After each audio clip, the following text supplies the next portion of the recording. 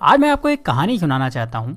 ऐसी कहानी जिसको सुनने के बाद आप भगवान से गरीब होने की शिकायत बंद कर देंगे और आप उस रास्ते पर आगे बढ़ जाएंगे जो आपको अमीरी की तरफ लेकर जाएगा। कहानी कुछ ऐसी है कि एक गरीब आदमी था और वो हमेशा ही भगवान से अपनी गरीबी की शिकायत करता रहता था। उसे शिकायत ये थी कि उसके झोपड़े से कुछ दूर रहने वाला आदमी इतना अमीर है और वो गरीब। उस अमीर आदमी को सब कुछ आसानी से मिल जाता है और गरीब को हमेशा ही मेहनत करना होती है, तब भी कई बार उसे भूखा रहना होता है। रोज रोज की शिकायत सुनकर भगवान ने सोचा चलो आज इसको जवाब दे ही देता हूँ। तो ऐसे में भगवान ने क्या करा कि जो अमीर आदमी था उसको इस गरीब आदमी के बराबर गरीब बना दिया और दोनों को ही मछली पकड़ने वाली एक छड़ी दे दी।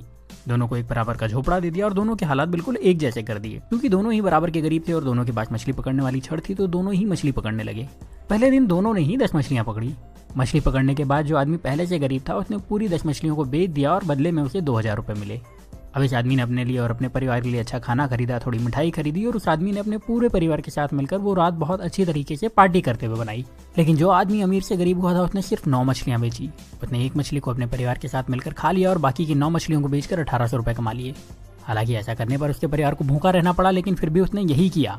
अगले दिन उसने 1000 रुपए खर्च करके एक मछली पकड़ने वाली छड़ खरीदी और 500 रुपए एक इंसान को देकर अपने साथ काम करने के लिए रख लिया और 300 रुपए बचाकर रख लिए ताकि कभी जरूरत पड़े तो काम आ सके। अब अगले दिन जो इंसान पहले से गरीब था, जिसने अपनी मछली के सारे पैसे पहले ही खर्च कर दिए थे, उसे फिर से 10 मछलियां मिली। इस बार भी वही हुआ। शिकायत करने वाले शख्स ने अपनी सारी मछलियों को बेच दिया और उस पूरे पैसे को अलग अलग जगहों पर खर्च कर दिया। लेकिन जिस इंसान को भगवान ने गरीब बना दिया था उस इंसान को 20 मछलियां मिली। इस बार उसने 18 मछलियों को बेचा और 2 मछलियों को अपने परिवार के साथ खाकर सो गया। इस बार उसके परिवार को थोड़ा खाना ज्यादा मिला, लेकिन उनका पेट ठीक से भरा नहीं था। फिर भी किसी ने शिकायत नहीं की। अगले दिन फिर वही हुआ और जिस इंसान को भगवान ने गरीब बनाया था उसने 18 मछलियों को बेचे हुए 3600 रुपए से 2000 रुपए निकाल करके 2 छड़ और खरीदी और उसके साथ ही 3 लोगों को अपने साथ काम करने के लिए रख लिया, हर एक को 500 रुपए देकर के। उसके पास 100 रुपए भी बचे थे तो उसने वो पैसे बचत में लगा दिए।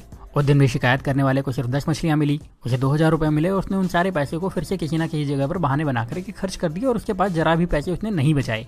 लेकिन दूसरे शख्स को शाम होते होते 40 मछलियां मिल चुकी थी। उस शाम को इस अमीर से गरीब बने इंसान ने अपने परिवार को 4 मछलियां दी, जिसके बाद उस परिवार ने पेट भर के खाना खाया और उसने बाकी की 36 मछलियां बेच दी और उसे 7200 रुपए कमाए। अगले दिन उसने 3000 रुपए में 3 छड़े और खरीदी और अब उसके पास कुल 7 छड़े हो चुकी थी। उसके पास कुल मिलाकर अभी भी 4600 रुपए बचे थे, तो उसने 7 लोगों को बुलाया, हर एक को 500 रुपए दिए और उन्हें मछली पकड़ने के लिए रख लिया और खुद उनके काम पर नजर रखने लगा।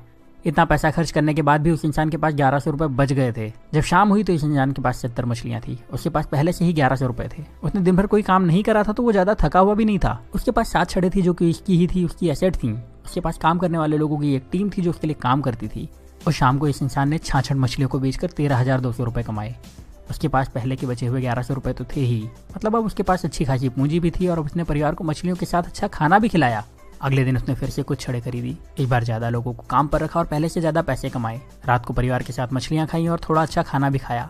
वो आदमी यही काम हर रोज करता रहा और थोड़े दिन में पहले से ज्यादा अमीर हो चुका था।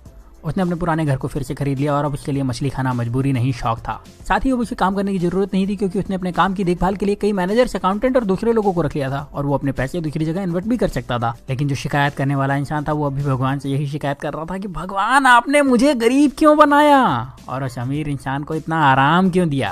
अब आप समझदार हैं, आप ये समझ चुके होंगे कि भगवान किसी का फेवर नहीं करते, वो सभी को एक जैसे ही देखते हैं, सभी को एक जैसे मौके देते हैं, सभी को एक जैसे संसाधन देते हैं, सभी को सफल और धनवान होने का अधिकार देते हैं। पर आपको ये भी समझना होगा कि दुनिया में कुछ भी फ्री नहीं मिलता। इस कहानी में भी आपने देखा कि उस इंसान ने गरीबी से वापस अमीर होने के लिए पहले कुछ समय तक आधा पेट खाना खाया, उसके बाद भरपेट खाना खाया, फिर भी बचत के साथ पैसे खर्च करे और अपने पैसे को सही तरह से इन्वेस्ट भी करता रहा।